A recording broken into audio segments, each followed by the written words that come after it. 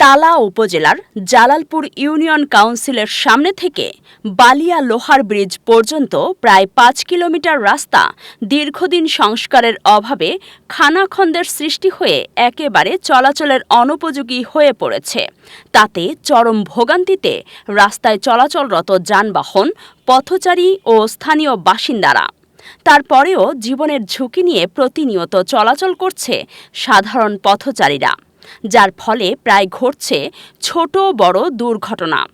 এরই মধ্যে দুর্ঘটনার শিকার হয়ে আহত হয়েছেন অনেকেই। আমাদের জালালপুর হইতে শালিকা অবধি পর্যন্ত যে রাস্তাটা ব্যাপক পরিমাণ খারাপ এবং দুর্ঘটনা প্রবণ এলাকা হয়ে পড়েছে। প্রতিনিয়ত দুর্ঘটনা ঘটেই চলেছে। তা সংশ্লিষ্ট কর্তৃপক্ষকে আমি জানাচ্ছি যে এই রাস্তাটা খুব দ্রুত যেন কাজ হয় এবং জনসাধারণের উপকারার্থে এই কাজটা উপর মহলকে আমি অনুরোধ জানাচ্ছি।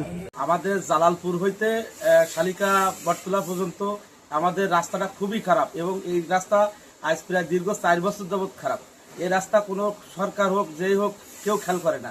আমাদের গাড়িগুলো কিছুই ভালো থাকতেছে না, এমনকি মহিন্দ্রার প্রতিদিন অ্যাক্সিডেন্ট হয় এবং বাচ্চা কাচ্চা স্কুলে যাওয়ার জন্য খুবই ঝামেলা।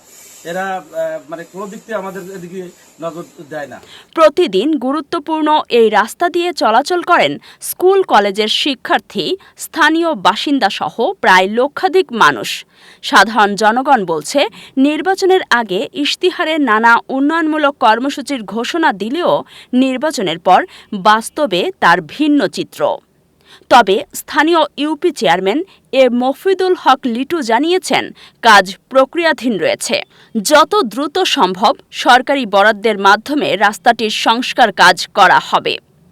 জনপ্রতিনিধি ও ঊর্ধ্বতন কর্মকর্তা সহ সংশ্লিষ্ট সকলের কাছে সাধারণ মানুষের দাবি, যাতে বিষয়টি আমলে নিয়ে অতি দ্রুত ব্যস্ততম এই রাস্তাটি সংস্কার করা হয়। জেঠুয়া থেকে ইউনিয়ন পরিষদ থেকে সামনে থেকে এটা শ্রীমন্তকাটি পর্যন্ত যে রাস্তাটি রয়েছে এটি অত্যন্ত খারাপ রয়েছে। এটা পরীক্ষাধীন রয়েছে। আগামীতে সংস্কারের জন্য এটা আবেদন করা হয়েছে। সংস্কারের তালিকায় এটা ঢোকানো রয়েছে। আগামীতে খুব দ্রুত এটা টেন্ডার হবে বলে আমরা আশা করছি। সাইদ সম্রাটের তথ্য চিত্রে কাজী সাইমা, তালা, সাতক্ষীরা।